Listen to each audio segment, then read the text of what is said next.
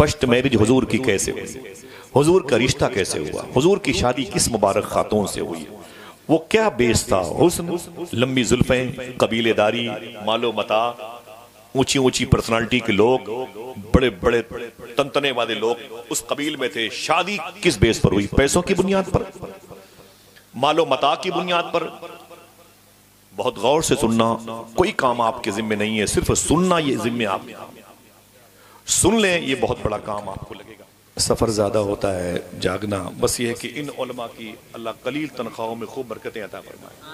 खुदा की कसम इनके नालैन का साया रहता है तो थोड़ी सी ताकत मिलती है, वरना उम्र गुजरी है इसी दश्त की सयाही। करीब बैठे सब लोग जी। अल्हम्दुलिल्लाह रब्बिल आलमीन। एक शेर पढ़ता हूँ, वफूर इश्क की हर आबो ताब सर पे रहे, वफूर इश्क की हर आबो ताब सर पे रहे, इलाही साये रहमत माब सर पे रहे, मेरे रसूल कुछ ऐसा करम करे मुझ पर, गुनाह पाँव के नीचे सवाब सर पे रहे, गुनाह पाँव के नीचे सवाब सर। आप लोग आगे जाए भाई, कुर्सी लेके थोड़ा सा करीब आ जाए, जितनी देर में आप आएंगे उतनी देर में हम चले भी जाएंगे यहाँ से, ठीक है। उठे वहां सब लोग करीब, यहाँ करीब बैठे, माशा आगे बैठे, कुर्सियां, ये आवागमन का सिलसिला बंद कर दें, ठीक है। आप नजरो नियाज का मामला नात खानों के साथ रखें, मैं अपने पैरों की मिट्टी दें, ये मेरी कब्र में काम आएगी। बैठे, थोड़ी सी बात करता हूँ।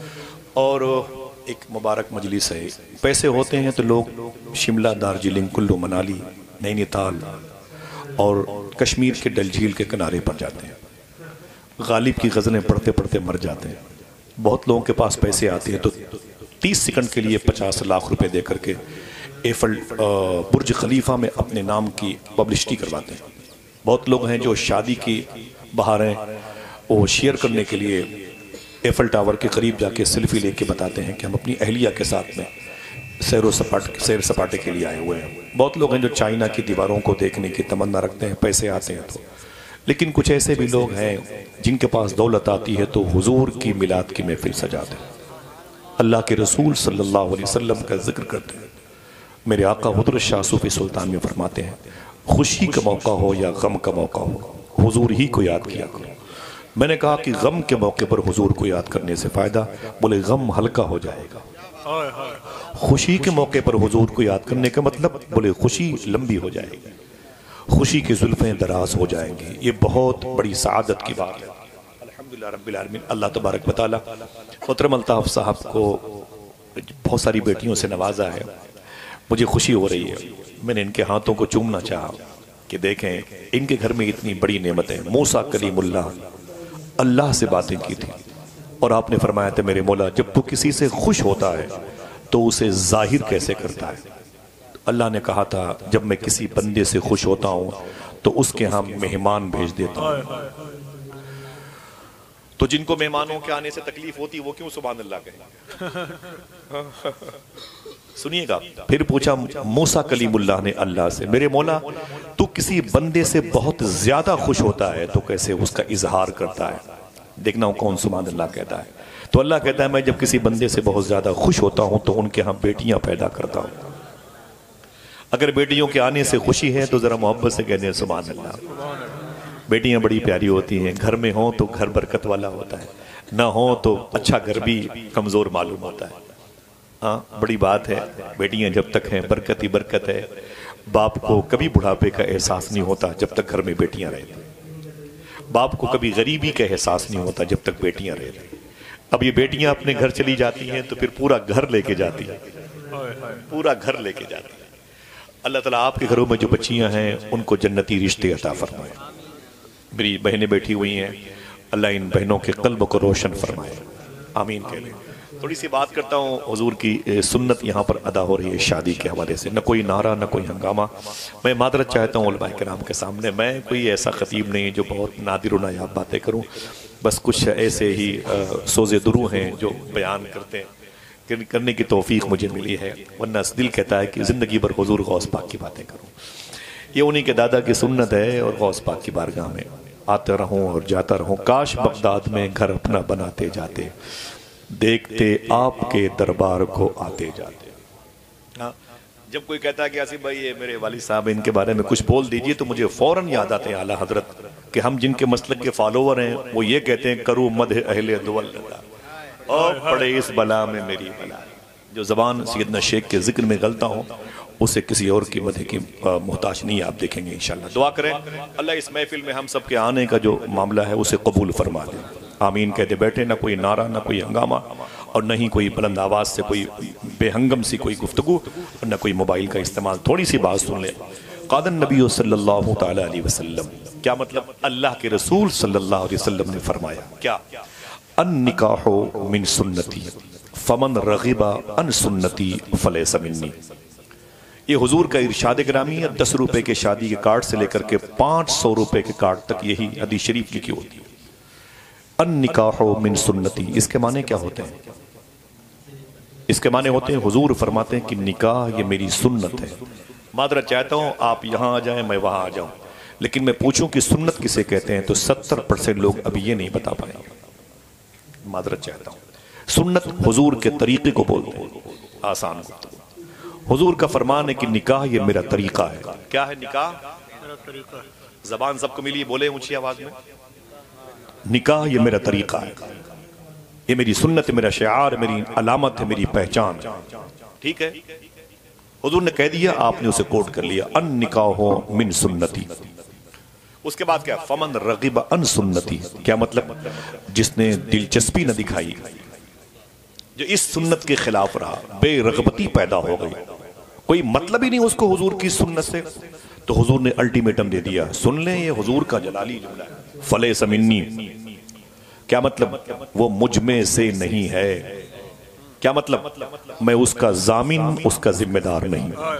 सूफिया ये फरमाते हैं, सरकार के कौल पर अमल ना करने वाले के लिए हुजूर ने कह दिया मैं उसका जामिन नहीं, उसका जिम्मेदार नहीं। फिर हुजूर किसके जिम्मेदार है? फिर हुजूर किसके जामिन है? वो मुझ में से नहीं है। फिर हुजूर किन में से है? कि हुजूर के आशिकों में कौन है वो? अब ये देखना, हुजूर के फरमूदात की राह के मुसाफिरीन जो आमिलीन होते हैं वो कौन लोग हैं? फरमाते हैं वो जो मेरी सुन्नतों पर अमल करे, मेरे किरदार को फॉलो करे, मेरी जो गुफ्तगू है जिसे हदीस शरीफ कहते हैं, मेरा फरमान जो है उसको वो अपने लिए आइडियल बना ले। किसके लिए कहा हुजूर ने? लोग शादियों में वहाबिया, सल्फिया, राफजियत, नासबियत, एक जुमला बना जी, नासबियत, बहुत तकलीफ होती लोगों को अली के जिक्र से, जिनको नासबियत और खारजियत, शियत, मौदूदियत, वहाबियत, सल्फियत कहा जाता है। लोग शादियों में लिहाज नहीं करते, और बड़े घर के लोग हैं तो बेटियां दे देते हैं। हुजूर ने ऐसे ही जालिम लोगों के लिए कहा फलैसा मिन्नी। हकीकत ये जो मेरे किरदार के, मेरे उसूल के खिलाफ कदम उठाया ना, इससे कह दो ये मुझ में से नहीं, मैं इसका जामिन नहीं, जिम्मेदार नहीं। और बात आ करूं, यूरोप में क्या होता है, लड़कियां लड़कियों से रिश्ते करती हैं, लड़के लड़कों से रिश्ते करते हैं। हुजूर ने उनके लिए अल्टीमेटम दे दिया, इनको कह दो फलैसा मिन्नी, कह दो मैं इनका जामिन, इनका जिम्मेदार नहीं। अगर हुजूर मैदान महशर में कह दें कि मैं, ऐ मेरे मौला, मैं इसका जामिन, इसका जिम्मेदार नहीं, उसके टूटे फूटे सजदे उसके काम आएंगे? बोलो भाई, नहीं काम आएंगे। हुजूर इनकार कर दें तो फिर कहीं से इकरार की आवाज नहीं आएगी। मेरी बात समझ गए? क्यों? मैदान महशर है, दिखाई जाएगी महशर में शान महबूबी, फकत इतना सबब है इनकाते बज़्म महशर का। मेरे इमाम ने यह भी कहा, अल्लामा हसन ने कहा, इमाम ने, खुदा की रजा चाहते हैं तो आलम, खुदा चाहता है रज़ाए मोहम्मद। हुजूर की रजा का नाम अल्लाह की रजा है। अब हुजूर ने कहा ये निकाह ये मेरी सुन्नत है, मेरा तरीका है, मेरा किरदार है, मेरी अलामत, मेरी पहचान है, तो हुजूर ने इसका मतलब शादी की होगी तब ये बात कही है। ठीक है भाई, हुजूर ने शादी की होगी तब ये बात हुजूर ने कही है कि मेरा तरीका ये है, शादी करो। तो अब आप ये देखें कि हुजूर की शादी कैसे हुई, फर्स्ट मैरिज हुजूर की कैसे हुई, हुजूर का रिश्ता कैसे हुआ, हुजूर की शादी किस मुबारक खातून से हुई, वो क्या बेस था, हुस्न, लंबी जुल्फें, कबीलेदारी, मालो मता, ऊंची ऊंची पर्सनालिटी के लोग, बड़े बड़े तनतने वाले लोग उस कबील में थे। शादी किस बेस पर हुई? पैसों की बुनियाद पर, मालो मता की बुनियाद पर। बहुत गौर से सुनना, कोई काम आपके जिम्मे नहीं है, सिर्फ सुनना ये जिम्मे आप सुन लें, ये बहुत बड़ा काम आपको लगेगा। लेकिन इंशाल्लाह बहुत काम आएगी बातें। अल्लाह के रसूल ने कह दिया निकाह ये मेरी सुन्नत है, तो कब कहा होगा? जब हुजूर ने खुद निकाह किया होगा। तो हुजूर ने कब निकाह किया है? जरा हाथ उठा के बताएं, इस पर बात करूं मैं। उठे हुए हाथ जितने हैं, अगर इतने लोगों को ही शीरीनी मिले, बकिया को न मिले तो बोलो भाई बोलो। इतना तो जानते हो कि उठे हुए हाथ किसे कहते हैं, समझ गए? गुफ्तगू सुनेंगे, याद रखेंगे इंशाल्लाह। हुजूर की फर्स्ट मैरिज कैसे हुई? अल्लाह के रसूल सल्लल्लाहु अलैहि वसल्लम का जो ये निकाह मुबारका हुआ, कुछ एक बात याद कर ले। आज आप कहते हो कि हुजूर की लाडली बेटी मखदूम कायनात हसन और हुसैन, फिर उसके बाद ये बहार है सैयदना शेख गरीब नवाज वारिस पाक बाबा ताजुल औलिया मार रशीद बिलग्राम शरीफ के सरकारों की, क्या मतलब? उसूल ये है कि जब असल अच्छी होती है तो नस्ल अच्छी होती है, और जमीन पर हुजूर से बेहतर असल किसी की नहीं, इसलिए जमीन पर हुजूर से बेहतर नस्ल किसी की नहीं। आप कहते हो मेरे बच्चे अल्लाह के वली बने, कैसे बनेंगे? माँ बाप दिन भर रिश्वत और दलाली के पैसों की हुसूलियाबी के लिए मरे जा रहे हैं। मैंने कहा सूफी सुल्तान मियां शाह साहब किबला से, हुजूर ये बदअकीदों की बढ़ती हुई तादाद की वजह, नशे की दुकानों पर मुसलमानों के बच्चों की लाइन, लड़कियां आवारगी की तह तक पहुंची हुई हैं, इसकी वजह क्या है? फरमाते हैं कि अगर इस किस्म की फिजा बने, लड़के आवारा हो जाएं, लड़कियां आवारा हो जाएं, किसी आमिल, किसी मुअव्विस, किसी बंदिश करने वाले के पास मत जाओ। मैंने कहा फिर? बोले दस्तरखान पर गौर करो, कहीं से हराम लुकमा तो नहीं आ रहा। दुआ कर दो औलादें वली बन जाए। क्या बनेंगी वली? मुझे बताएं कैसे बनेंगी? जब ब्लड अच्छा होगा तो औलादें पाक। समझ रहे हैं बात?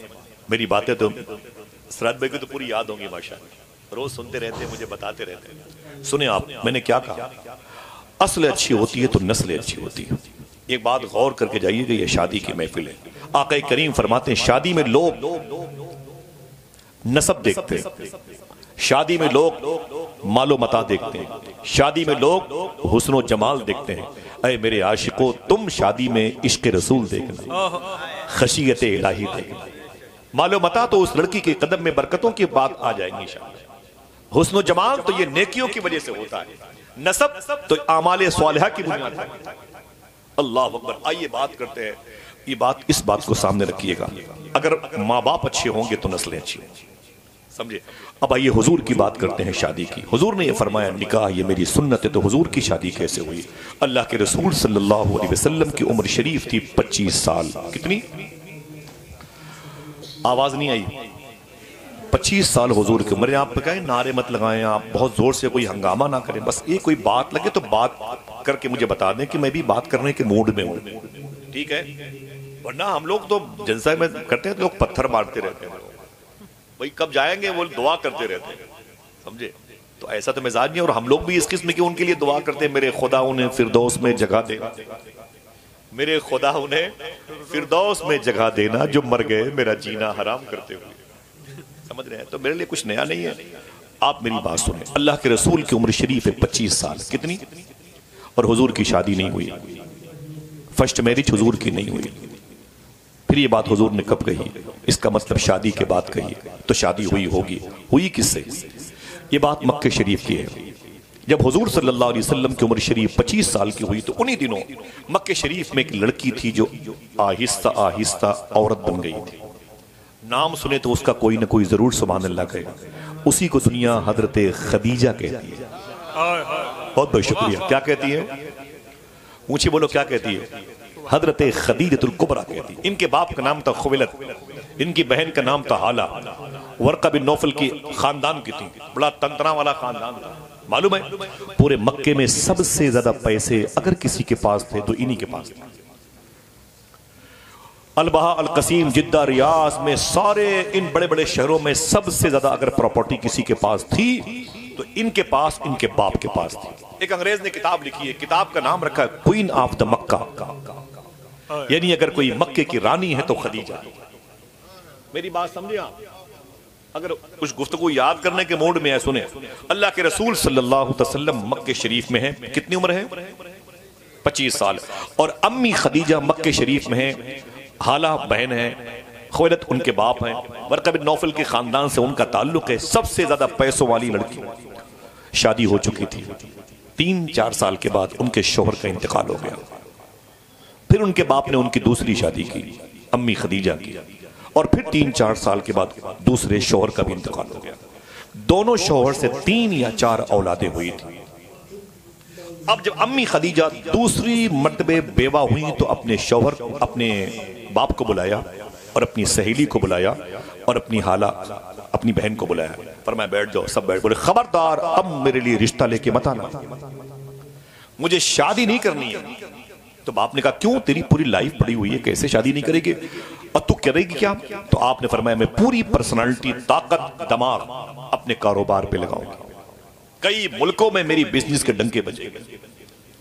ऐ मेरे बाप खबरदार मुझे अब किसी रिश्ते पर प्रेशर मत डालना, मुझे मर्दों से नफरत हो गई, ये शूट नहीं करते। 2 मर्तबे अलग अलग इनके निकाह में मैं थी तो दोनों मर्तबे ये इंतकाल कर गए। मैं अपने बच्चों के साथ रहूंगी, बिजनेस करूंगी।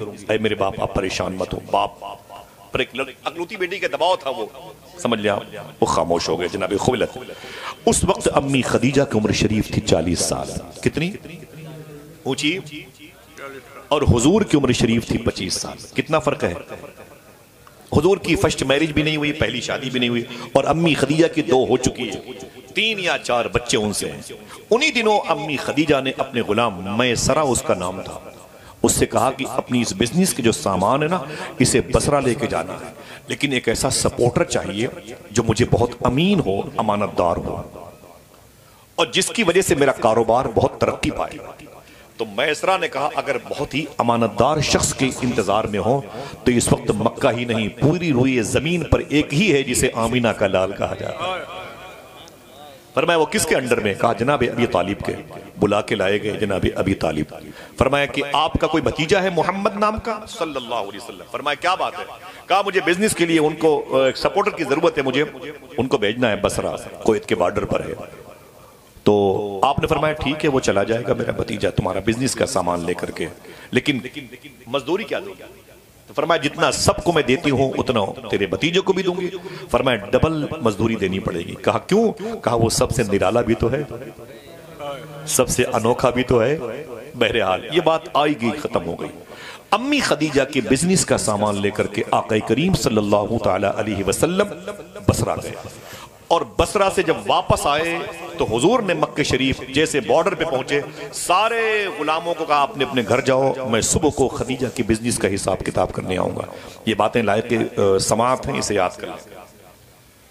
अब आप मेरी बातों को जो न सुने आप, ये सब बहुत हल्की बातें करता हूँ। बड़ों की गुफ्तगू निकात आफरी बहना से जो मुज़य्यिन होती है वो सुनने की समातें आदि होती है, तो हल्की बातें होंगी। मैं मादरत चाहता हूँ। अल्लाह के रसूल मक्के शरीफ के बॉर्डर पे थे और सरकार ने मैसरा से कहा जाओ और खदीजा से कहना कि हुजूर सुबह को आके हिसाब किताब देंगे। अल्लाह के रसूल सल्लल्लाहु अलैहि वसल्लम के आने से पहले मैसरा गुलाम ने खदीजा से क्या कहा? कहा कि माल। तो मैसरा कहता है इससे पहले इतना अच्छा माल कभी नहीं बिका जितना अच्छा माल इस सफर में बिका। कहा बेस क्या है? कहा कोई और नहीं, वही आमीना का लाल है। का क्या मतलब? का जैसे बसरा की मंडी में मैंने माल रखा, मेरी समझ में नहीं आया, लोग माल देखने आ रहे थे कि आमीना के लाल को देखने के लिए। ऐसी आंखें, ऐसा चेहरा, अल्लाह अकबर। पूरा बसरा हुजूर की बारगाह में सिमट करके आ गया। बोले फिर? बोले महंगा माल बिका। हुजूर कहाँ हैं? कहा वो मक्के के बॉर्डर पर है, वो इंशाअल्लाह अभी सुबह को आएंगे, पूरा लेखा जोखा हिसाब करेंगे। अम्मी खदीजा कहती हैं मेरे दिल में हुजूर की मोहब्बत बैठ गई। अम्मी खदीजा कहती है मैं तड़प गई, मैं उस लम्हे का इंतजार करने लगी। कई मुबारक मुअल्लिफीन ने, राइटर ने अपनी किताब में लिखा है हुजूर जब एंट्री मक्के शरीफ में कर रहे थे खदीजा के घर में हिसाब किताब देने के लिए, अम्मी खदीजा की बेचैनी इतनी बढ़ गई थी कि वो कमरे में ठहर न पाई और छत पे चली गई। बालकनी से हुजूर के आने का इंतजार, वो आ रहे हैं, वो आए, वो आने वाले हैं। आय हाय हाय, सुभान अल्लाह। अल्लाह के रसूल सल्लल्लाहु अलैहि वसल्लम को बहुत करीब से कभी देखा नहीं था। अम्मी खदीजा कहती हैं जैसे हुजूर तशरीफ लाए, गली में मैं दौड़ करके नीचे आई और मेरा वो एक रूम था जिस रूम में मैं अपने गुलामों से, नौकर चाकर से, अमीरजादों से, बिजनेसमैन से हिसाब किताब पर बात करती थी। अम्मी खदीजा कहती हैं कि वो आका करीम सल्लल्लाहु अलैहि वसल्लम से मैंने कहा आप बैठ जाएं। तो हुजूर जब घर के अंदर आए तो मैंने महसूस किया कि मेरे घर में खुशबू ही खुशबू फैली हुई। जिसके जिक्र में खुशबू हो उसकी ज़ात में खुशबू क्यों नहीं होगी। अल्लाह अकबर। वो आए घर में हमारे खुदा की कुदरत है, कभी हम उनको कभी अपने घर को देखते हैं। अम्मी खदीजा ने कहा कि आप बैठ जाएं, अल्लाह के रसूल तशरीफ फरमा हुए। तो मैंने आक़ा करीम सल्लल्लाहु अलैहि वसल्लम की तरफ देखा तो हुजूर की नजरें मुबारक झुकी हुई थी। ये झुकी हुई नजरें कितनी काम की हैं। मेरे इमाम से पूछो या इलाही रंग लाएं जब मेरी बेबाकियां आए, आए, आए, उनकी नीची नीची नजरों की हया का। अल्लाह अकबर। मेरे इमाम से पूछो इश्क़ रसूल किसे कहते हैं। आक़ा करीम सल्लल्लाहु अलैहि वसल्लम तशरीफ फरमाते, गर्दन शरीफ झुकाए हुए। अम्मी खदीजा कहती मैंने हुजूर को करीब से देखा, मैं दंग रह गई। मैंने कभी ऐसी पेशानी नहीं देखी, कभी ऐसी पलकें नहीं देखी, कभी ऐसे लब नहीं देखे, कभी ऐसे रुखसार नहीं देखे, कभी ऐसा जकन नहीं देखा, कभी ऐसे गोश मुबारक नहीं देखे कान, कभी ऐसी बीनी शरीफ नहीं देखी। आवाज आई, देखती भी कैसे, और बनाने वाले ने दूसरा मोहम्मद बनाया ही नहीं था। आला हजरत के मजले भाई कहते हैं, ऐसा तुझे खालिक ने तरहदार बनाया, यूसुफ को तेरा तालिबे दीदार बनाया। अम्मी खदीजा कहती है हुजूर सामने बैठे हुए थे, अब मैंने हुजूर से बातें करनी शुरू कर दी। देखिए भाईजान, अब मैंने हुजूर से बातें करनी शुरू की। मैंने कहा ये बताएं कि हुजूर वो छोटी वाली खजूरें कितने की बिकी हैं। हुजूर ने गर्दन शरीफ नहीं उठाई, नजरें नहीं उठाई, नजरें झुकाए झुकाए हुजूर ने फरमाया ये खजूरें इतनी की बिकी हैं। फिर मैंने सोचा कि मैं तो अपने मकसद में कामयाब नहीं हुई। मैं उकसा करके हुजूर को अपनी तरफ माइल करना चाहिए। हुजूर मुझे देखें, मैं 40 साल की थी, लेकिन अल्लाह का शुक्र है कि अल्लाह ने मेरे चेहरे में जाज़बियत रखी थी। अम्मी खदीजा कहती मैंने फिर कहा कि अच्छा ये बड़ी वाली खजूरें कितने की बिकी हैं। हुजूर ने फिर गर्दन शरीफ नहीं उठाई। या इलाही रंग लाएं जब मेरी बेबाकियां, उनकी नीची नीची नजरों की हया का साथ हो। हुजूर ने फरमाया कि ये इतने की बिकी हैं। अम्मी खदीजा कहती मैं फिर अपने मकसद में कामयाब न हुई। तो फिर मैंने कहा अच्छा ये सामान कितने का बिका है। तो हुजूर ने फिर निगाहे मुबारक झुका के जवाब दिया। अम्मी खदीजा फरमाती है रब्बे काबा की कसम, मेरे इसी कमरे में बड़े बड़े अमीर ज़ादे आते थे, हिसाब करने के लिए वो हिसाब कम करते थे, मेरे चेहरे को ज्यादा देखते थे। लेकिन अगर दिल कहते बोलना, अम्मी खदीजा कहती है रब्बे काबा की कसम, अगर मेरा हुस्न कहीं शिकस्त खाया है तो आमीना के लाल के हुस्न की। अल्लाह अकबर। मैंने बड़ी कोशिश की, हुजूर मुखातिब ना हुए। नजरे क्यों मुखातिब होते, ऐ मेरी माँ जिसकी आंखों में रब के जलवे हों, वो अम्मी आपसे क्यों मुखातिब होता। अभी तो एक मुबारक हद क्रॉस करनी है जिसे निकाह कहते हैं। अल्लाह के रसूल सल्लल्लाहु अलैहि वसल्लम ने हिसाब किया और अपना मुआविजा लिया। अब हुजूर तशरीफ ले गए। अम्मी खदीजा कहती हैं हुजूर गए तो मेरा दिल भी हुजूर लेते गए। अल्लाह अकबर। मैं बेचैन हो गई, मैं खामोश हो गई। दिन भर हुजूर की आंखों को याद करती, हुजूर के लब को, हुजूर के रुखसार को, हुजूर की चाल ढाल को। बैठे थे तो लग रहा था कायनात रुकी हुई, चले तो लगता था पूरी कायनात चल रही है। अल्लाह के रसूल तशरीफ ले गए और साथ में मेरा सुकून भी, मेरी मोहब्बत भी, मेरा दिल भी लेके गए। मैं दिन भर अपने कारोबार में खामोश मस्त मगन रहती, लेकिन जब रातों को सोने के लिए आती तो हुजूर की यादें भी आती। क्या मतलब, शायर ने कहा दिन तो हंस बोल के बच्चों की तरह बीत गए, या रसूल अल्लाह रात आई तो तेरी याद ने सोने न दिया। अम्मी खदीजा कहती मेरी बेचैनी देख करके मेरी सहेली ने कहा क्या बात है, बड़ी खामोश रहती है। तो मैंने कहा मुझे तीसरी शादी करनी है, तीसरी शादी। तो मेरी सहेली ने कहा ओफो, तुझे तो मर्द अच्छे लगते नहीं थे, मर्दों से तुझे एलर्जी थी, तूने कहा मुझे मर्द शूट नहीं करते, अब तू तीसरी शादी की बात करती है। वो कौन है मर्द जिससे तू तीसरी शादी करना चाहती है। देखना हूं कौन कौन सुभान अल्लाह कहता है। अम्मी खदीजा कहती अगर वो सिर्फ मर्द होता तो उससे रिश्ते ना करती, वो तो हसीनों का सरदार मालूम हो रहा है। अल्लाह अकबर। खुश हो जाओ, तुम्हारे नबी कितने खूबसूरत है। जरा प्यार से कहते हो सुभान अल्लाह। अल्लाह के रसूल की बात की तो खदीजा की सहेली ने क्या कहा, अरे परेशान मत हो, हुजूर की दो पुप्पू, 8 पुप्पू में 2 पुप्पू मखदूमा आतिका और सुफैया ने इस्लाम एक्सेप्ट किया है, जिनकी मज़ारात मुबारका मदीने शरीफ में बकी शरीफ में एंट्री करोगे तो बाएं तरफ 35 से 40 फीट के फासले पर मौजूद है, बॉर्डर पे, वो दीवारों के करीब में। तो मखदूमा खदीजा की सहेली ने कहा कि हुजूर की दोनों पुप्पू मेरी सहेली हैं, मैं कल जाके रिश्ते की बात करती हूँ, परेशान मत हो। जब सुबह हुई तो वो हुजूर के घर में गई। वो जनाबे अबी तालिब हुजूर के चचा बैठे हुए थे, हुजूर भी तशरीफ फरमाते। सामने जनाबे अबी तालिब की बीवी मखदूमा फातिमा बिनते असद बैठी हुई थी। आप क्या जानो मखदूमा फातिमा बिन्ते असद कौन है, क्यों सुभान अल्लाह कहोगे? उन्हीं के बेटे को मौला अली कहा जाता है, उन्हीं की बहू को मखदूमा फातिमा कहा जाता है, उन्हीं के पोते को इमाम हसन और हुसैन कहा जाता है। अल्लाह अकबर। मखदूमा फातिमा बिन्ते असद बैठी थी, उनके करीब में मखदूमा आतिका सुफैया बैठी थी।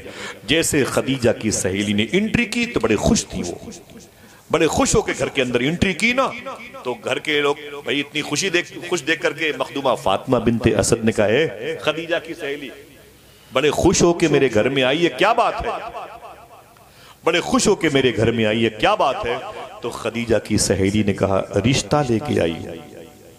क्या कहा? रिश्ता लेके आई हो। कहा खदीजा की सहेली तू किसका रिश्ता लेके आई है? तो कहा खदीजा का रिश्ता लेके आई हूं। कहा खदीजा किससे शादी करना चाहती है? तो इशारा करके कहा इस मोहम्मद अरबी से रिश्ता करना चाहती है।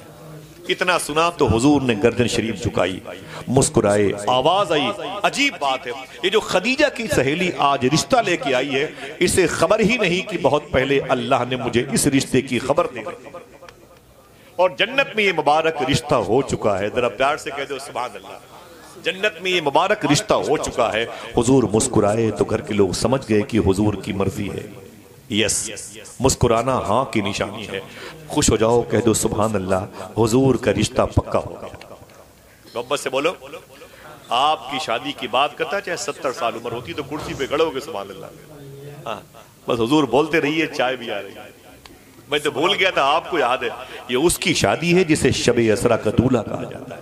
अगर वो दूल्हा न बना होता तो ये बहाने रस्म और रवाज शादियों की खत्म हो गई होती। समझ रहे हैं आप? ये उसकी शादी का जिक्र है जिसने हर शादी का भरम बाकी रखा। समझ रहे हैं आप? हुजूर का फरमान, निकाह ये मेरी सुन्नत है। तो सुन्नत कैसे है? आइए उसी टॉपिक पर थोड़ी सी बात करें।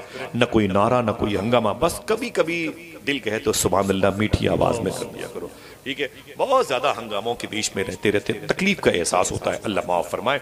तो आका करीम ने खुशी का इजहार फरमाया और जब हुजूर की शादी का रिश्ता पक्का हो गया ना, तो हुजूर की अब वो शादी का दिन आया जिसे आप कहते हैं बारात जाने का दिन। ये आप कहते हैं, आपकी तहजीब, आपकी सकाफत, कल्चर कहता है कि ये बारात के जाने का दिन है। अल्लाह के रसूल सल्लल्लाहु तआला अलैहि वसल्लम की भी शादी का दिन आया। आज दूल्हा बना नौशे बज़्म जन्नत। सुभान अल्लाह। अल्लाह के रसूल सल्लल्लाहु अलैहि वसल्लम की शादी के दिन मालूम है सुन्ना साहिबों, जनाब अबी तालिब ने हुजूर से क्या कहा? ऐ मेरे भतीजे, आज तुम्हारी शादी है, मैं ये चाहता हूं कि अपनी शादी में किसी को चीफ गेस्ट बना लो। मैं ये चाहता हूं कि अपनी शादी में किसी को खुसूसी मेहमान बना लो। अल्लाह के रसूल रोने लगे। सरकार ने फरमाया, ऐ मेरे चचा, कैसी बातें करते हो? जब मैं अपनी माँ के पेट में 2.5 से 3 महीने का था, गोद में नहीं माँ के पेट में, तो मेरे अब्बू का मदीने शरीफ में दारे नाबगा मोहल्ले में इंतकाल हो गया था। जब मैं 6 साल का था तो मक्के और मदीने के बीच में अबुआ पहाड़ी पर मेरी रान पर मेरी माँ का इंतकाल हो गया था। जब मैं 8 साल का था तो मेरी निगाहों के सामने मेरे दादा का, अब्दुल मुत्तलिब का इंतकाल हो गया था। न मेरी माँ है, न मेरा कोई बाप, न मेरी कोई बहन है, न मेरा कोई भाई। आपने मेरी परवरिश की है, बड़ा एहसान फरमाया, मेरा देखभाल रखा। ऐ मेरे चचा, मेरा कोई नहीं है। आप मुझसे कहते हैं कि अपनी शादी में किसी को चीफ गेस्ट बना लो, मैं किसे बनाऊं चीफ गेस्ट? हुजूर रोने लगे। अल्लाह अकबर। बैठे, बातें समझ में आ रही हैं? सुन ले। अल्लाह के रसूल ने फरमाया, मैं किसे चीफ गेस्ट बनाऊं? मेरा कौन है? मेरा कोई नहीं है। फिर हुजूर कुछ देर खामोश थे। अल्लामा मुख्तार अहमद नईमी अशरफी शाह साहब किबला की तहकीक बताता हूं आपको। फिर हुजूर ने क्या फरमाया? ऐ मेरे चचा, मैंने सोच लिया अपनी शादी में एक जात को चीफ गेस्ट बनाऊं, एक जात को खुसूसी मेहमान बनाऊं। देखना है कितने लोग सुभान अल्लाह कहते हैं। तो जनाब अबी तालिब ने कहा, किसको खुसूसी मेहमान बनाना चाहते हो? तो हुजूर ने कहा, वो कोई और नहीं, मेरी माँ अम्मी हलीमा है। जरा हाथ उठाए और बताएं कि हुजूर की शादी में चीफ गेस्ट कौन था? कोई पूछे तो क्या बताओगे? ऊंची आवाज बोलो भाई। अम्मी हलीमा, हुजूर की शादी में हुजूर की मां चीफ गेस्ट बनी। आज 500 बाराती जाएंगे लेकिन मां नहीं जाएगी। 600 बाराती जाएंगे लेकिन बारात में मां नहीं जाएगी। समझ रहे हैं आप? दिन भर अपने दरवाजे पर अपनी बूढ़ी बूढ़ी सहेलियों के साथ बैठी रहती है, निकाह हुआ कि नहीं हुआ, खाना हुआ कि नहीं हुआ, कोई इख्तलाफ तो नहीं हुआ, जल्दी वापस आ जाना, वो कमरे सजाना वगैरह वगैरह। इस बात की फिक्र माँ को रहती है। दुआ करो कि ये सुन्नत फिर से लौट आए। आमीन तो कह देते। हाँ, यहां भी आपको ये बताना पड़ेगा, आमीन तो कह दे मोहब्बत से। माओं का मामला बड़ा बुलंद होता है, लेकिन हम नहीं जानते ना, माएँ दवाओं की मोहताज होती ना, तो हम उनके लिए इतनी फिक्र भी नहीं करते। 10 रुपए दे भी दिए तो एहसान जताते। जितने पैसे तुम अपनी माओं को और हम अपनी माओं को देते थे ना, इससे कहीं ज्यादा पैसे 2 साल की उम्र में हमारी माएँ, आपकी माएँ हमारी जात को सेहतयाबी अता करने के लिए सदके उतार देती। खुश्क रोटियां खा के अपने पिस्तान के दूध को बाकी रखा सिर्फ आपके लिए। लोग अपनी माँ को गालियां देते हैं। मेरे दोस्त मुस्तकीम चिश्ती साहब कहने लगे, बोले आसिफ भाई, उधर कानपुर के आगे दोस्त हैं, वो कहने लगे, बोले आसिफ भाई, मेरे करीब में एक शख्स ने अपनी माँ को बेल्ट से बहुत मारा था, मुझे बड़ा अफसोस हुआ। मैंने कहा कौन है वो? तो उसने कहा वो नॉन मुस्लिम है, हिंदू मजहब का। मैंने कहा हिंदू या मुसलमान हो, ऐसा कानून बनना चाहिए कि ऐसे लोगों को फांसी हो जाए जो अपनी माँ को तकलीफ देते हैं। अफसोस होता है मुझको। मेरे दोस्त थे, मैं उनके पास गया, मैंने कहा भाई अम्मी ठीक है आपकी? तो रोने लगे वो। तो मैंने कहा क्या हुआ? बोले आसिफ भाई आपको नहीं पता अम्मी का इंतकाल हो गया। मैंने कहा कब? तो वो 90-100 साल की थी, मुझसे बड़ी मोहब्बत करती थी। तो मैंने कहा कब इंतकाल हुआ? तो बोले आसिफ भाई मैं क्या बताऊं, मैं जो मेरे बड़े वाले भाई थे ना, अम्मी से बात नहीं करते थे। बोले मेरे बड़े भाई अम्मी से बात नहीं करते थे। रात के 2 बजे के 3 बजे, मैं रात में तकरीबन, आज तो मैं लखनऊ में था, रात में वापस आया, पासपोर्ट ऑफिस में काम था, परसों मैं जलसे में था दूसरी जगह। रात के 2-2:30 बजे थे जब मैं वापस आया, तो 1 किलोमीटर के फासले पर मेरी अम्मी की कब्र है। रात के 2-2:30 बजे थे, बस कुछ बेचैनी नहीं, मैं उधर चला गया आज रात, कल की रात में। तो ऑफिस सलमान रहते हैं अक्सर साथ में, मेरा ड्राइवर रहता है, वो बगैर के गाड़ी मोड़ देते हैं कि आसिफ भाई अम्मी के पास जरूर जाएंगे। रातों को कब्रिस्तान में 2 बजे 3 बजे जाना अच्छी बात नहीं लगती, लेकिन खुदा की कसम बड़ा सुकून मिलता है। जाकर के टोपी अपनी माँ के कदम पे रख देता हूँ और चूम करके कब्र को मैं चला आता हूँ। अम्मी तेरी दुआ से गया था, तेरी दुआ से आ गया। महबूब इलाही फरमाते हैं जब तक मेरी माँ जिंदा थी मेरा कोई काम रुका नहीं, माँ के इंतकाल के बाद भी नहीं रुका। किसी ने पूछा माँ के इंतकाल के बाद क्या करते थे? आपने फरमाया कि मैं अपनी माँ की कब्र पे जाके दुआ करता था, मेरी माँ कब्र के नीचे आमीन कहती थी, मेरा काम हो जाता था। माँ को बेल्ट से मारोगे तो काम होगा? कहाँ की तहजीब है? किस फिल्म का चैप्टर है भाई, मुझे बताएं तो सही। अपनी माँ को गालियां देंगे तो घर में बरकत आएगी? नारे तकबीर, नारे रिसालत, मसलके आला हजरत, शहजादे हुजूर फकीह बिल्लत। नारे तकबीर, नारे रिसालत, मुहाफिज़ीन मसलके आला हजरत, जश्न ईद मीलादुन नबी, जश्न ईद मीलादुन नबी, हजरत अल्लामा मुफ्ती अबरार अहमद अमजदी साहब क़िबला। नारे तकबीर, नारे रिसालत, सुभान अल्लाह, सुभान अल्लाह। बैठ जाए भाई, बैठो बैठो।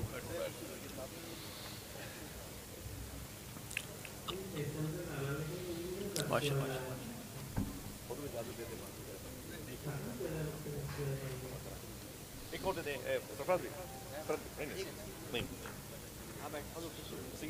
मैं इधर बैठ।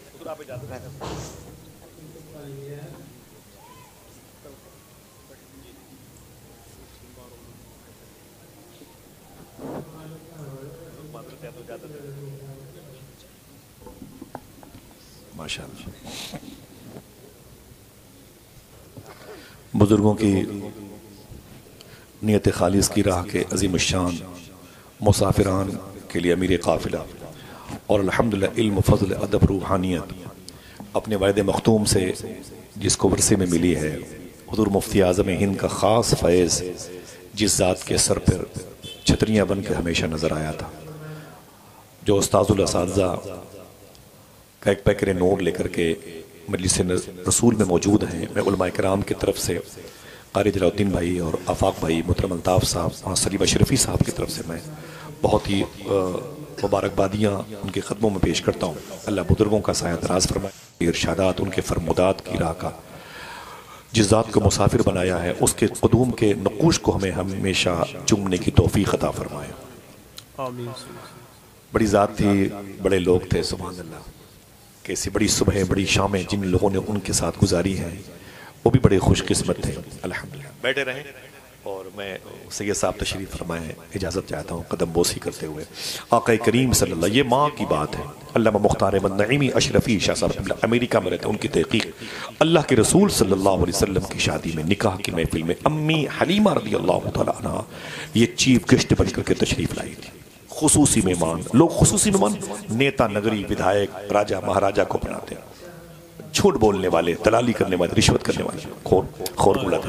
ना ना ना, ये बेबरकती की निशानियां हैं। अल्लाह के रसूल सल्लल्लाहु अलैहि वसल्लम के मुबारक किरदार को फॉलो करें, यहाँ भी कामयाब रहेंगे, वहाँ भी कामयाब रहेंगे।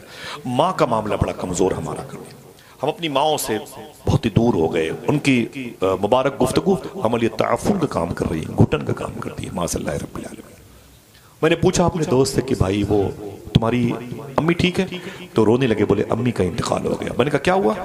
तो बोले आसिफ भाई आपको नहीं पता। मैंने कहा क्या हुआ? बोले मेरे बड़े भाई अम्मी से बातें नहीं करते थे। मैंने कहा तो फिर? तो बड़ी बड़ी कोशिश की गई लेकिन वो अम्मी से मुखातिब न हुए। रमजान शरीफ के दिन आए, जब रमजान का दिन आया तो मेरी माँ ने कहा कि मेरे बेटे अब की ईद के दिन मैं ईदगाह जाऊंगी और ईदगाह जा करके अपने बेटे से ईद की मुबारकबादियां लूंगी। जो मेरा बेटा मुझसे कई सालों से बातें नहीं करता ना, मैं अपने उस बेटे से बात करूंगी, उससे गले मिलूंगी। ईद का दिन है, रमजान की बहारें खत्म हुई, ईद का दिन है। तो कहते हैं आसिफ भाई मेरी माँ वो लाठी लेकर के पहुंच गई ईदगाह और दरवाजे पर बैठ गई। मेरा बड़ा भाई आया, अंदर चला गया और नमाज वगैरह की तकमील के बाद, खुतबे के बाद मुसाफा और मानका करना शुरू कर दिया। तो उसने क्या किया मालूम है? अल्लाह अकबर। जब सबसे मुलाकात करके वो बाहर आया तब तक मेरी माँ अपने फटे हुए दुपट्टे को उठा चुकी थी। अय मेरे मौला, मेरी इस मोहब्बत का भरम बाकी रखना। ये हाथ उठे हैं ताकि मेरा बेटा मुझसे गले मिले। मेरे सीने पर सोने वाला मेरा बेटा मुझसे बातें नहीं करता। अय मेरे मौला, मेरे इस बेटे के दिल में मेरी मोहब्बत डाल दे। तेरे घर से आ रहा, अय मेरे मौला मेरा बेटा मेरे सीने से लग जा। लोग कहते हैं ईद का दिन है, गले आज तो मिलने जालिम। रस्म दुनिया भी है, मौका भी है, दस्तूर भी है। आका करीम सल्लल्लाहु अलैहि वसल्लम की सुन्नत को अदा कर रही थी मेरी माँ और दरवाजे पर खड़ी बैठ गई थी और शायद मेरा बड़ा बेटा आए तो मुझसे गले मिले।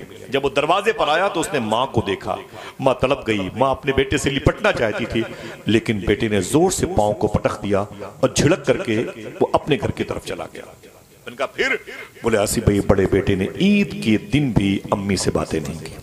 मैंने कहा फिर? बोले मेरी माँ जमीन पर गिर पड़ी। मैं उसे उठा के अपने घर लाया। मैं समझाता रहा लेकिन मेरी माँ तड़पती रही। मैंने कहा सेवैयाँ है, ये शरबत है, ये फलां चीज है। बोले कुछ नहीं। क्या मुझसे तकलीफ है मेरे बेटे को जो मेरा बेटा मुझसे बातें नहीं करता? क्या दर्द मैंने दिया है अपने बड़े बेटे को जो मेरा बेटा मुझसे आज मुखातिब न हुआ? दुश्मन भी आज के दिन दोस्त हो जाते हैं। ये मेरा सगा बेटा जिसे मैंने दूध नहीं खून पिला के पाला है, आज वो मुझसे दूर हो गया। बस वो कहता है आसिफ भाई सुने, आपके कलेजे हिल जाएंगे। वो कहता है आसिफ भाई बस मेरी माँ बैठी रही, बिस्तर पे तड़पती रही। थोड़ी देर के बाद उसने दाहिना हाथ अपने सीने पे रखा और रखने के बाद दिल की धड़कनें तेज हुई। ईद के दिन ही नमाज के थोड़ी देर के बाद मेरी माँ का मेरे घर में इंतकाल हो गया। समझ रहे? एक बेटे की तकलीफ इस कदर बढ़ी कि माँ उसे बर्दाश्त न कर सकी। मेरी माँ का इंतकाल हो गया। बोले मेरा बड़ा वाला भाई दरवाजे पर आया तो दिल ने कहा धक्के मार के बाहर कर दो। फिर मैंने कहा इसे जाने दो। मालिक यौमिद्दीन, अल्लाह कहता मैं मैदान महशर, मैं महशर के दिन का मालिक हूँ। वो पता चलेगा मैदान महशर में जीता कौन और हारा कौन। बोले उजड़ गई दुनिया मेरे उस भाई की, उसके चेहरे की रौनकें खत्म हो गई, उसका घर बेबरकती का मुजस्समा बन गया। माँ की दुआ से महरूम हो गया। माँ की टूटी हुई कब्रों पर भी जाने की तौफीक नहीं होती। अपने गुनाह की माफ़ी की भी तौफीक से वो दूर हो गया। आज आसिफ भाई मेरे पास कुछ नहीं है लेकिन मेरी माँ की दुआ मौजूद है। घर के हद ताक पर मेरी माँ की दुआ का चराग रोशन है। घर की छतें सलामत हैं तो मेरी माँ की दुआ की वजह से। मेरे घर के आईने खाने सलामत हैं तो मेरी माँ की दुआओं की जलवा सामानियाँ हैं, वरना मैं कुछ नहीं हूँ, सब मेरी माँ की दुआ है। साहिबो, अगर माँ घर पे है तो उससे मोहब्बत करो, माँ को नाराज मत करो। आका करीम सल्लल्लाहु अलैहि वसल्लम ने क्या फरमाया था, भूल गए? ये भी तो है मसलक आला हज़रत। हुजूर ने फरमाया था काश मैं इशा की नमाज पढ़ा रहा होता, अल्लाह अकबर, और मेरी माँ ये मस्जिद नबवी शरीफ की तीसरी सफ में जो दरवाजा बाब आयशा बोलते हैं, वो अभी इस ग्रिल में वो बंद है, वो कुरान शरीफ के जुज़ान रखा हुआ है। मैं करीब से देखा हूं, मैं मेरे दिमाग में सारी चीजें, बाब आयशा मौजूद है तीसरी मस्जिद नबवी शरीफ की सफ में। हुजूर फरमाते काश मैं इशा की नमाज पढ़ा रहा होता, और मेरी माँ इसी बाब आयशा पे खड़ी होकर बोलती बेटे मोहम्मद यहां आओ, तो फरमाते मेरे आका मैं नियत तोड़ करके अपनी इमामुल अंबिया कहते हैं। आज हम अपनी माओं के लिए थोड़ी सी कोई चीज बाजार से अलग ला भी नहीं सकते। कैसी फिजा बन गई है, क्या करेंगे हम? वादा करो जब घर से निकला करो तो अपनी माँ का हाथ चूम के निकला, इंशाअल्लाह बोले माँ राजी तो पीर भी राजी, पीरों का पीर भी राजी। उधर गौसे आजम सैयदना शेख अपनी माँ से कितनी मोहब्बत फरमाते थे। ये फाइलें तो बहुत आपने यूट्यूब पे देखी होंगी। दुआ करो कि परवरदिगार आलम हम सब के माओं के, हम सब के अजदाद की, अमजाद की, बाप की मगफरत फरमा दे। अगर वो जमीन पर है तो उनका एहतराम करो, वरना शायर कहता ऐ ज़िया माँ बाप के साए की ना कदरी न कर, धूप काटेगी बहुत जब ये शजर गिर जाएगा। अल्लाह के रसूल ने फरमाया निकाह ये मेरी सुन्नत है, निकाह ये मेरा तरीका है, मेरा शिआर, मेरी अलामत, मेरी निशानी है। तो अब निकाह, अब जब हुजूर की निकाह की महफिल सजी तो दो खुतबा खां की हैसियत से आए। कौन? जनाब अबी तालिब और जनाब खुवैलद, अम्मी खदीजा के बाप और हुजूर के चचा। इन दोनों ने खुतबा पढ़ा हुजूर के निकाह से पहले। इजाब और कबूल की मुबारक बारात सजी।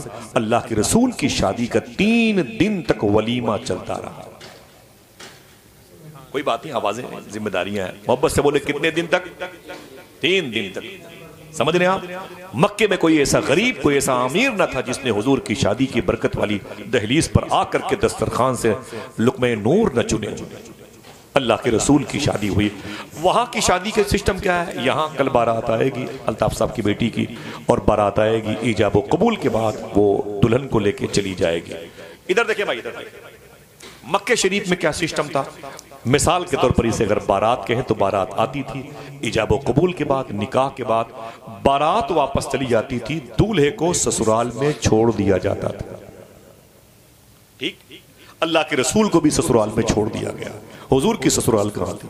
अल्लाह के रसूल सल्लल्लाहु अलैहि वसल्लम की ससुराल। ये कुरान कहता है इन्न सफ़ा वल मरवत मिन शाइरिल्लाह, ये सफ़ा मरवा अल्लाह की निशानियाँ। मरवा पहाड़ी से मुश्किल से आप 10 हाथ आगे जाएंगे, सीधे ओल्ड गेट ऑफ मरवा, और फिर जाकर के 8 या 10 फीट बाएं मुड़ जाएंगे, और बाएं मुड़कर खड़े हो जाएं आप, तो भीनी भीनी खुशबू महसूस कीजिएगा आप, तो आपके दिल से आवाज आएगी। आप इस वक्त जहां पर खड़े हैं, यहीं पर आज से 1450 साल पहले हुजूर की बीवी, हम सब की माँ अम्मी खदीजा का मकान था। यहीं हुजूर की ससुराल थी। दिल कहे तो कोई एक आदमी सुभान अल्लाह कहे। इसी घर में हुजूर ने क़याम फरमाया तकरीबन 28 साल तक। अगर दिल कहे तो बोलना, इसी घर में हुजूर की शादी के 5 साल के बाद हुजूर की पहली बेटी अम्मी मखदूमा ज़ैनब पैदा हुई। इसी घर में हुजूर की उम्र शरीफ तकरीबन 33 साल की हुई तो हुजूर की दूसरी बेटी मखदूमा रुकैया पैदा हुई। इसी घर में हुजूर की तीसरी बेटी उम्मे कुलसूम पैदा हुई थी। कोई मना करे तब भी सुभान अल्लाह कहना, और कोई बोले न बोले, सैयद साहब तो बोलेंगे इनकी जद्दा का मामला। इसी घर में मखदूमा फातिमा ज़हरा रज़ी अल्लाह तआला अन्हा पैदा। इसी घर में अल्लाह के रसूल के 2 बेटे जनाब कासिम और अब्दुल्ला पैदा हुए थे। कितने औलादें हुई हुजूर की? बेटियां कितनी हुई? ऊंची बोले, हाथ उठा के बोलो। तशय्यो का अकीदा है, तशा का अकीदा है कि हुजूर की एक बेटी है, इसलिए मैंने 2-3 मरतबे कहा आपको अजबर हो जाए। हुजूर की कितनी बेटियां हैं? 4, मखदूमा ज़ैनब, जनाब रुकैया, उम्मे कुलसूम और मखदूमा कायनात। कभी वक्त मिलेगा बताऊंगा हुजूर की इन बेटियों की शादी किन के साथ, किन किन के साथ, किन के भी साथ और किन किन के साथ। समझ रहे हैं आप? आक़ा करीम सल्लल्लाहु अलैहि वसल्लम की इन मुबारक शहजादियों के रिश्ते कैसे हुए? बहरहाल हुजूर सल्लल्लाहु अलैहि वसल्लम का रिश्ता मुबारक हुआ। एक सवाल आपसे, ये शादी किस बेस पर हुई थी? पैसों की बुनियाद पर? अगर ये शादी पैसों की बुनियाद पर होती तो रिश्ता अम्मी खदीजा की तरफ से न जाता, हुजूर की तरफ से अम्मी खदीजा के पास। अगर ये रिश्ता पैसों की वजह से होता, ना ना ना, फिर हुजूर की शादी किस बेस पर हुई? तो कहना पड़ेगा इखलाक मुस्तफ़ा की बुनियाद पर हुई, हुस्न मुस्तफ़ा की बुनियाद पर हुई, किरदार मुस्तफ़ा की बुनियाद पर हुई, सीरत रसूल की बुनियाद पर हुई। इसीलिए हुजूर ने कहा लोग हसब नसब देखते हैं, मालो मता देखते हैं, हुस्न जमाल देखते हैं, लेकिन मेरे आशिक इश्क रसूल देखेंगे, खशियत इलाही देखेंगे, दीन देखेंगे, कुरान की मोहब्बत देखेंगे। और जब ये चीजें देखी जाती हैं तो इसका मतलब असल अच्छी है, फिर इसका मतलब नस्ल भी अच्छी होगी। सही है, नस्ल भी अच्छी होगी। मालूम है, माँ बाप की नीयतें अच्छी थी, रिश्ते हुए अच्छी हुई, रिश्ते हुए। फिर वो जब रिश्ता हुआ तो एक लड़की की पैदाइश हुई, एक लड़की की पैदाइश हुई। लड़की को दरूद पढ़ करके माँ बाप ने पाला, लोरियां दी तो दरूद की सूरत में, उसे नात के नगमे सुनाए। जब वो लड़की जवान हुई ना, बड़ी खूबसूरत लड़की थी, बड़ी पाकीज़ा लड़की थी। उसकी शादी किससे मालूम है आपको? आज से 150 साल पहले अपने वक्त के बड़े अजीम शान वली कामिल, कुछ मुबारक बुजुर्गों का इजहारिया है कि ये भी अपने वक्त के मुजद्दिद हैं, उनको दुनिया हजरत यूसुफ बिन इस्माइल नबहानी कहती है। लड़की की परवरिश उसके माँ बाप ने अहसन और तैयब तरीके से जायज दरूद की नगमगी की फिजाओं में उसे पाला था। लड़की बड़ी हुई थी और जब उसकी शादी हुई ना तो शेख यूसुफ के साथ, बाप का नाम था इस्माइल, इनके कस्बे का नाम था निबहान। निबहान कहाँ है? ये बैतुल मुकद्दस से 160 किलोमीटर के फासले पर, ये रमल्ला, गाजा, खान यूनुस है, इसी के करीब में निबहान है। यहीं पर रहने वाले शेख यूसुफ बिन इस्माइल नबहानी हैं। आला हजरत सरकार के दौर के बुजुर्ग हैं और आला हजरत सरकार से मोहब्बत भी फरमाते थे और आला सरकार की जो तहरीरात थी उस पर आपने तबसरे भी फरमाए हैं, अपने तासुरात को जाहिर फरमाया। बड़े जबरदस्त आशिक रसूल। मुझे और आगे नहीं जाना है, बस सुन लें आप, उस लड़की की शादी इनसे हो गई। शेख यूसुफ बिन इस्माइल नबहानी की शादी उस लड़की से हुई जिसके माँ बाप ने उन्हें दरूद पढ़ा के पाला था। मेरी बहनों सुनना, दरूद के नगमे में जिसे पाला था। जब ये बड़ी हुई, अपने शौहर के निकाह में आई और फिर कुछ दिनों के बाद 5-10 साल के बाद इनसे मुलाकात इनकी सहेली की हुई। तो सहेली ने क्या कहा, ऐ मेरी बहन ये बता तेरी शादी कहाँ हुई है, तेरी शादी कहाँ हुई है? तो मालूम क्या कहा शेख यूसुफ बिन इस्माइल नबहानी की बीवी ने?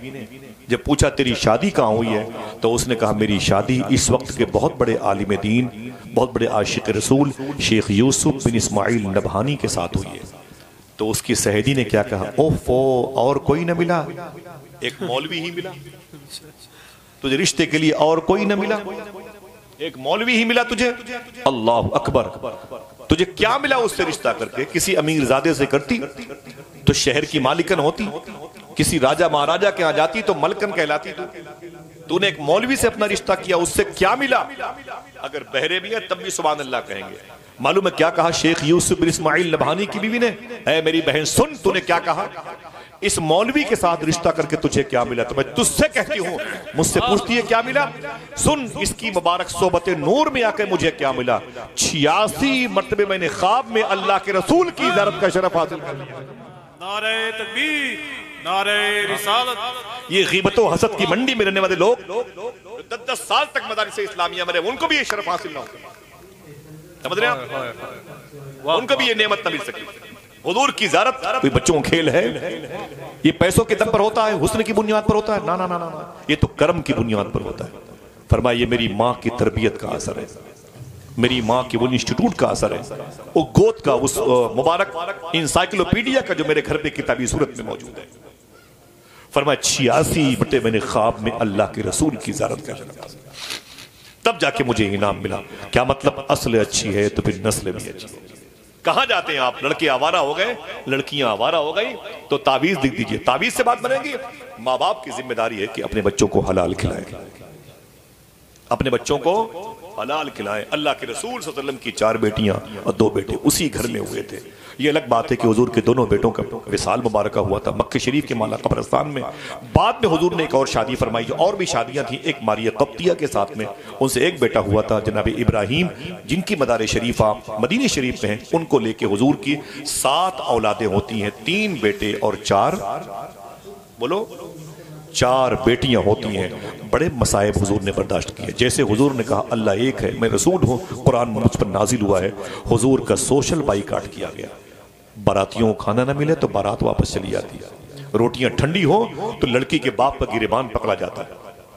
शीरमाल में अगर मीठापन कम हो, उंगलियों पे लोग नचाते हैं उसको। चावल के बड़े बड़े ढेले अपने जूतों के नीचे रोनते हैं, सेल्फी बना के उसको लेते हैं। इस कमीने के पास खिलाने की ताकत नहीं थी तो मुझे क्यों दावत दी? लड़की के बाप ने अपना गुर्दा बेच करके अपनी बेटी की शादी की। लेकिन हम हैं कि उसके जज्बात पर अपने जूते रख के चलते हैं। अल्लाह अकबर। कभी पूछ तन्हाइयों में कि बेटियों की शादी कैसे होती है। बाप रो रहा था, किसी ने कहा कि रोटी कम पड़ गई है, कुछ लोग गालियां दे रहे हैं। बाप ने कहा कि एक आदमी के लिए रोटी कम पड़ गई है, लेकिन इनको पता नहीं है कि इस एक रोटी के लिए मैंने पूरी जवानी लगा दी है। एक एक रोटी के लिए मैंने पूरी जवानी लगा दी है। आज मुस्लिम मुआशरा किस डर्रे पे चलता है? यही वजह है कि हमारे यहाँ जब बेअदबी है तो फिर नफरतें हैं, फिर रिश्ते टूट जाते हैं। सूफी साहब तो ये फरमाते हैं कि जिन शादी के कार्ड पर ये निकाहो मिन सुन्नती लिखा होता है, और अगर उनकी कदर नहीं होती है, अल्लाह मोहम्मद अली फातिमा हसन हुसैन के नाम लिखे होते हैं, अगर उनकी कदर नहीं होती है तो रिश्ते कमजोर पड़ जाते हैं। समझ रहे हैं आप? जिन शादी के कार्ड पर अल्लाह उसके रसूल के नाम लिखे होते हैं, अगर उनकी इज्जतों कदर ना हो तो रिश्ते कमजोर पड़ जाते हैं। हमारे यहाँ वो गंदगी के ढेर पर पड़े रहते हैं। हमारे यहाँ उस पर लाई और चने बिका करते हैं। हाँ, अगर छपवाया है तो उसका एहतराम भी तो करो भाई। उसका एहतराम फिर कहना आई लव मोहम्मद, फिर लगाना बोर्ड आई लव मोहम्मद के। हमारे, मैं कुंडा प्रतापगढ़ का हूँ, प्रतापगढ़ से 60 किलोमीटर पर लखनऊ रोड पर हमारे एक बड़े गरीब आदमी थे, अख्तर सादिक साहब थे। इतने गरीब थे वो, 30 साल पहले उनका इंतकाल हो गया।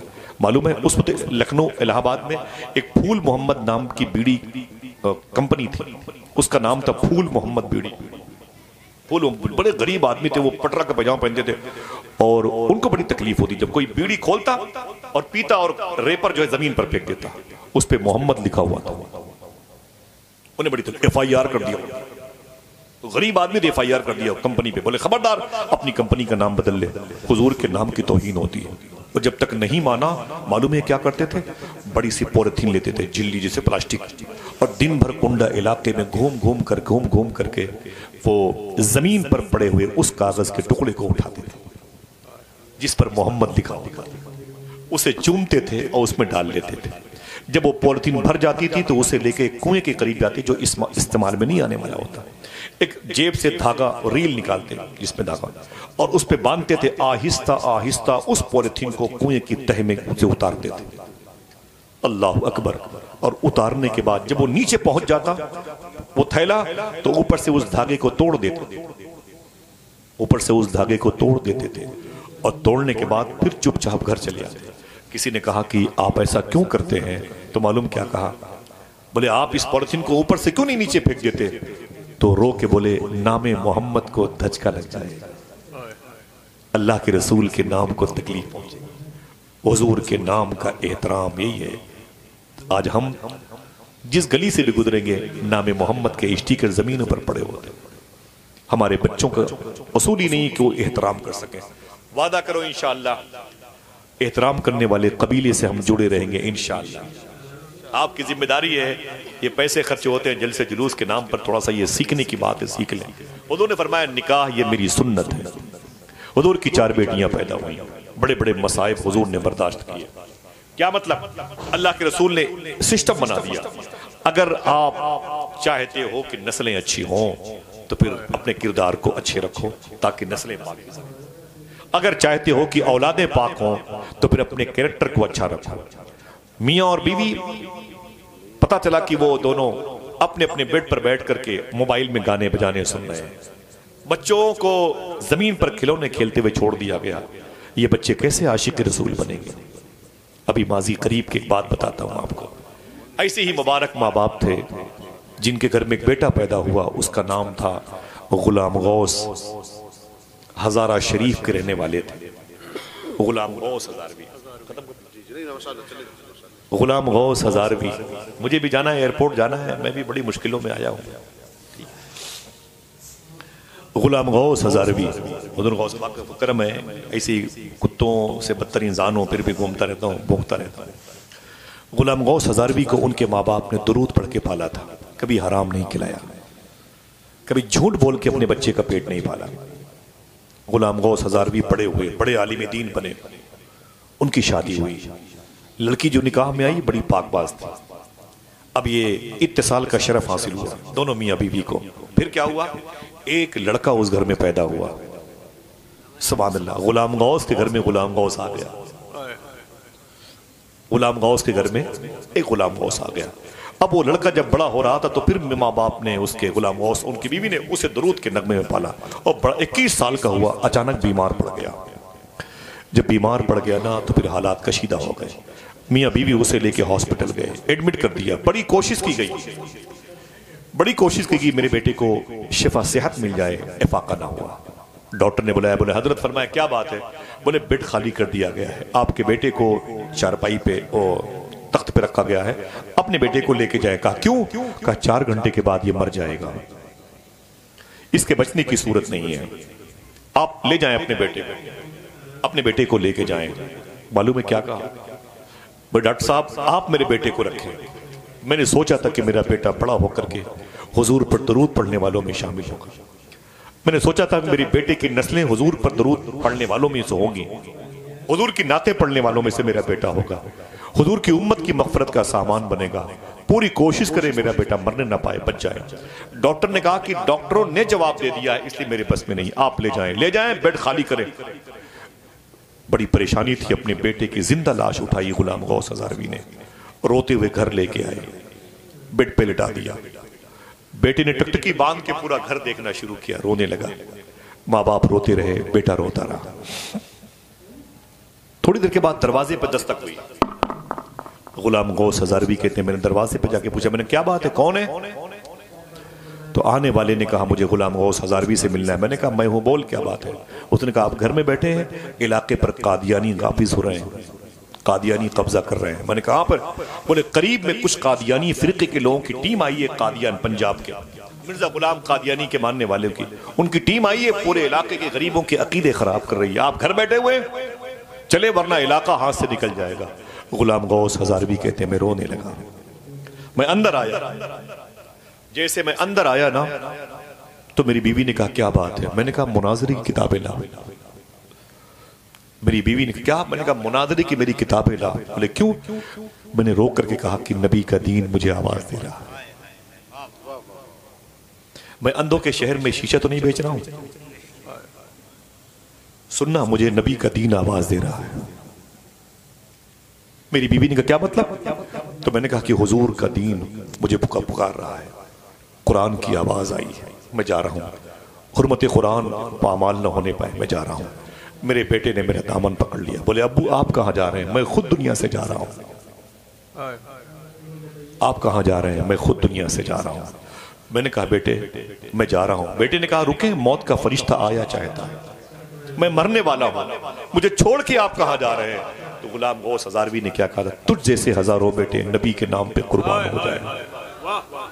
वो एक मिसरा नहीं है कि मोहब्बत की हो तो जानू, मोहब्बत की हो तो जानू।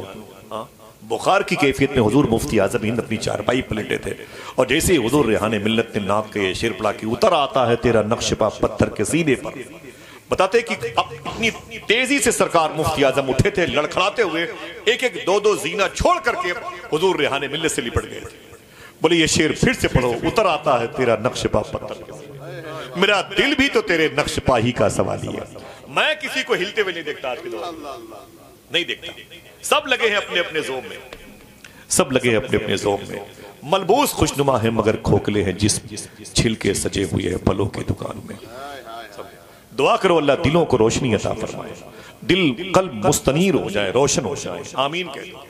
अल्लाह के रसूल सल्लल्लाहु अलैहि वसल्लम की मोहब्बत थी। गुलाम गौस कहते हैं मेरे बेटे ने कहा अब्बू आप कहाँ जा रहे हैं? मैंने कहा बेटा मैं जा रहा हूँ, नबी का दीन आवाज दे रहा हूँ। उसने कहा मैं दुनिया से जा रहा हूँ, आप रुक जाएं। मैंने कहा ना बेटे मैं एक पल के लिए नहीं रुकूंगा, तुझ जैसे हजारों बेटे नबी के नाम पे कुर्बान हो जाएं। तो मेरे बेटे ने कहा अब्बू वाकई चले जाएंगे? तो मैंने कहा क्यों, तुम मुझसे मोहब्बत करता है? तो बेटे ने कहा जी मैं अब्बू बहुत मोहब्बत करता हूँ, आप रुके मेरा आखिरी सफर है, अलविदाई सलाम के लिए ठहर जाएं।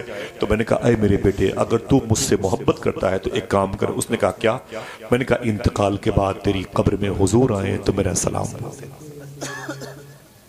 सरकार तेरी कब्र में आए तो मेरा सलाम बोल देना। बेटे ने कहा कि ठीक है अब्बू। इतना कह के मैंने अपने दामन को छुड़ाया, सीधे निकला सामने बस स्टॉप। मैं बस पर बैठ गया, जैसे बैठा आवाज आई दौड़ते हुए, गुलाम गौस साहब। मैंने कहा क्या बात है?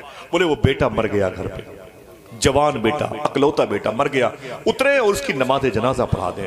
मैंने कहा यह फर्ज किफाया है, हुजूर का दीन इश्क फर्ज ऐन है, मैं न रुकने वाला। उसने कहा नमाज जनाजा पढ़ा दे। मैंने कहा तू पढ़ के उसे दफन कर देना, अभी हुसैन के नाना का दीन आवाज दे रहा है। मैं चला गया। 3 दिन तक मैंने उनसे लड़ने की कोशिश की, कामयाब हुआ, उनको शिकस्त फाश दी। कादियानी भागे, इस्लामी झंडा लहराया, बुजुर्गों के मसलक को मशरब के नारे लगे। और फिर मैं 3 दिन के बाद जब किताबें अपने सर पर रख के घर तक आया तो बड़ी तेजी के साथ, लेकिन दरवाजे पर पहुंचा तो कदम उठते नहीं थे।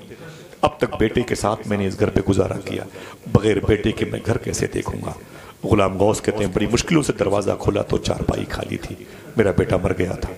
मेरी बीवी जमीन पर बैठी रो रही थी, बालों में लगता था सफेदी आ गई, आंखें उसकी सुर्ख थी, दामन आंसुओं से भीगे हुए थे, जमीन बिल्कुल आंसुओं में नमी सी महसूस हो रही थी। मैं गया, मैंने सलाम किया, मेरी बीवी लिपट के रोने लगी। मैंने कहा मेरा बेटा? बोले उसका इंतकाल हो गया। बोले तुम आए भी नहीं? मैंने कहा नहीं, मैं तो हुजूर के दीन के तहफ़्फ़ुज़ बका के लिए गया था। मैंने कहा कि ऐ मेरी बीवी, मेरे बेटे की तदफीन कैसे हुई, उसका आखिरी सफ़र कैसे हुआ, उसने मरने से पहले कुछ कहा? तो गुलाम गौस कहते हैं मेरी बीवी ने कहा कि उसने इतना कहा था, अम्मी जब अब्बू आए तो अब्बू से कहना कि तुम्हारे बेटे ने तुम्हें सलाम बोला। इतना कहा, उसकी रूह निकल गई। मैंने कहा कहाँ दफन हुआ? बोले फला की कब्रिस्तान में। तो गुलाम गौस कहते मैं सीधे चला गया कब्रिस्तान, अपने बेटे की कब्र की मिट्टी उठा के चूमता रहा। फिर मैंने अपने बेटे की कब्र से लिपट के मैंने एक जुमला कहा था, ऐ मेरे मौला, मेरे बेटे की कब्र को जन्नत के बागों में से एक बाग बना देना। मैंने इतना कहा, ऐ मेरे मौला, मेरे बेटे की कब्र को जन्नत के बागों में से एक बाग बना देना। अल्लाह अकबर। बोले फिर? बोले मैं इतनी दुआ करके वापस आया। कारी जलाउद्दीन साहब बैठे हुए, मैं इतनी दुआ करके वापस आया, और जब वापस आके अपने घर पे खा के ईशा की नमाज पढ़ के सोया, दिल कहे तो कोई एक आदमी सुभान अल्लाह बोल दे। वो कहते जैसे लेटा ख्वाब में मेरा बेटा आ गया। आ सकता है कि नहीं? बोलो भाई आ सकता है कि नहीं? बोले ख्वाब में मेरा बेटा आ गया। जब आ गया तो मैंने फिर लिपट के जन्म के बिछड़े गले मिले, मैं रोने लगा। तो मैंने कहा कि बेटे से ये बता तेरे जो सफ़र हैं वो कैसे हुए आगे के? उसने कहा जब मैं कब्र में गया तो हुजूर आ गए। अब्बू मैंने बड़ी दुआएं मांगी थी, सुना है आप हर आशिक के घर तशरीफ़ लाते हैं, मेरे भी घर में हो जाए चरागा या रसूल अल्लाह। सरकार को देखने की बड़ी ख्वाहिश थी, लेकिन हुजूर जब कब्र में आए तो आने से पहले, हुजूर के आने से पहले खुशबू आ गई थी, हुजूर के आने से पहले रोशनी आ गई थी, हुजूर के आने से पहले अनवार और तजल्लियात आ गए थे। मेरी कब्र बुक्के नूर बन गई। हुजूर आए। बोले फिर? बोले हुजूर की मैंने ज़ियारत की, सवालों जवाब में आसानियाँ हुई। बोले फिर? तो कहते अब्बू मैंने हुजूर से कहा कि सरकार मेरे अब्बू ने आपको सलाम अर्ज़ किया। तो सरकार ने मुस्कुरा के जवाब इनायत फरमाया। गुलाम गौस कहते मैं रोने लगा। मैंने कहा कि सरकार ने मेरी सलामती की दुआ की है। बोले जी अब्बू, हुजूर ने आपको सलाम कि आपके सलाम का जवाब दिया था और मुस्कुरा के जवाब दिया था। बोले फिर? तो बेटे ने कहा कि हुजूर तशरीफ़ ले गए, लेकिन ऐसा लगता है कि अभी भी हुजूर के कदम की निशानियाँ बरकतों की अभी मेरे कब्र में बरकतें ही, अनवार, ये तजल्लियात ही मौजूद हैं। बोले फिर क्या हुआ? तो बेटे ने एक जुमला कहा था, शायद आपके जहन पे बैठ जाए। बेटे ने कहा था अब्बू सुबह को आप भी तो मेरी कब्र पे आए थे, सुबह को आप भी तो मेरी कब्र पे आए थे। बोले तुझे खबर हो गई? बोले हाँ बिल्कुल हो गई। बोले फिर? बोले अब्बू आपने ये दुआ मांगी थी। बेटा कहता है आपने ये दुआ मांगी थी कि ऐ मेरे मौला, मेरे बेटे की कब्र जन्नत के बागों में से एक बाग बना देना। अब्बू जब से आप दुआ करके आए हैं, खुदा की कसम मेरी कब्र जन्नत के बागों में से एक बाग बन गई है। मेरी कब्र रियाजुल जन्नह के फैज़ व बरक़ात की सूरत में है। मेरी कब्र एक अजीम शान अर्ज़ मुक़द्दस की सूरत में है। ये आपकी दुआ का असर है। साहिबों, मैं गुजारिश करता हूँ सरकार फ़क़ीह मिल्लत और सरकार मतीनुल औलिया के मुबारक क़ुदूम की बरकतें इस इलाके पर मुहीत हैं। दुआ करो अल्लाह हम सब के दस्तरखान को हलाल रिज़्क़ से माला माल फरमाए। आप सबसे पहले इस पर गौर करें, वरना नस्ल माजूर पैदा होंगी, नस्लें विकलांग पैदा होंगे, बेअदब होंगे। न सादात का, न उलमा का, न मशाइख, न मजलिस रसूल का कोई अदब करेंगे। बुनियादी चीज़ है कि अपने बच्चों को हलाल खिलाएं इंशाअल्लाह। आखिरी जुमले इजाज़त है, इजाज़त है। जरा हाथों को उठा के बोल दें लब्बैक या रसूल अल्लाह। इतनी सर्दी में आप कहीं ऐसा तो नहीं कि धोखे में वो दावत खाने के चक्कर में आ गए। हाँ बोलो भाई, देखें आप बटे में माशाल्लाह, 8 बेटियों की शादियां कितने आसान और तैयब तरीके